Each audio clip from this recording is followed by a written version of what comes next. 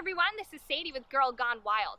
Over the last few weeks, our team has been learning more about Florida's most notorious and controversial reptile, the American alligator.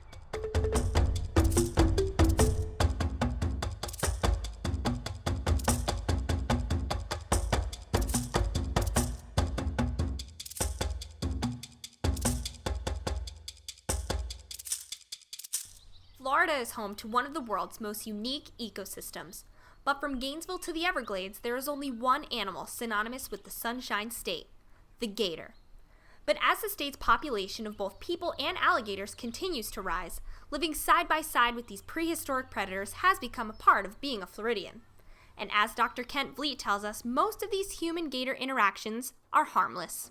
So the chances of an interaction turning ugly with an alligator are really very small. You're far more likely to be attacked by a dog or a group of honeybees or be struck by lightning in the state of Florida than to be harmed by an alligator.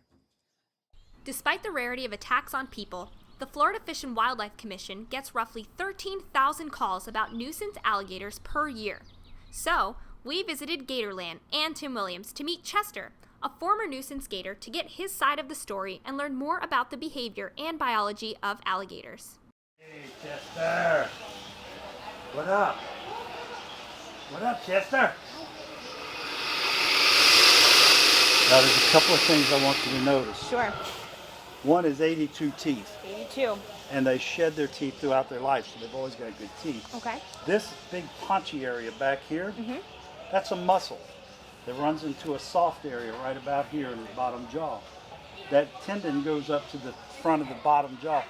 That's where they get all the biting power. I see, okay. We've done bite studies and have measured bites on big alligators at over 3,000 pounds per square inch. Which, to the best of my knowledge, is comparable to the impounding of a car. That's exactly right. And as far as we know, alligators and crocodiles exhibit the strongest bite of anything in the animal kingdom. Nothing's been measured that bites that hard. What do you think about their anatomy makes them so successful in less than ideal environments that we have here in Florida? The way these things are built is incredible. First off, the nostrils up here and the eyes are in a position that the animal can put just its eyes and nose out of the water.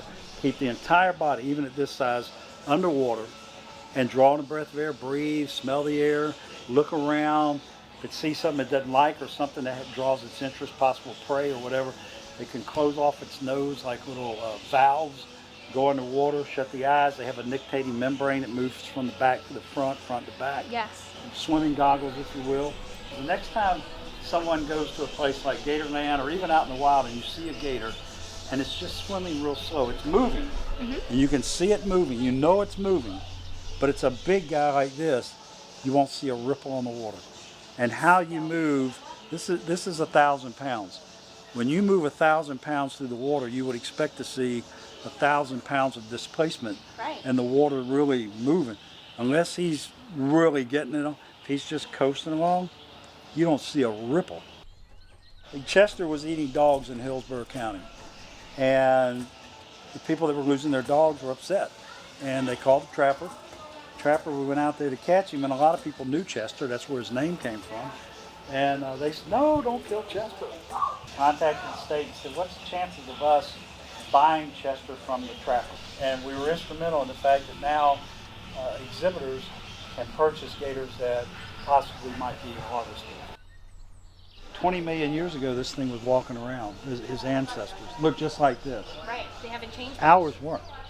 And we've moved here, and we have to learn how to become a good neighbor. We don't learn how to take care of these things, not just gators, the birds that we have in the back, all these animals that are our charges and that represent Florida. If we don't learn how to take care of them, they're not going to be there when the kids grow up and their kids come along. We're losing everything at a very rapid pace, and you can't learn to respect it and take care of it if you don't know about it.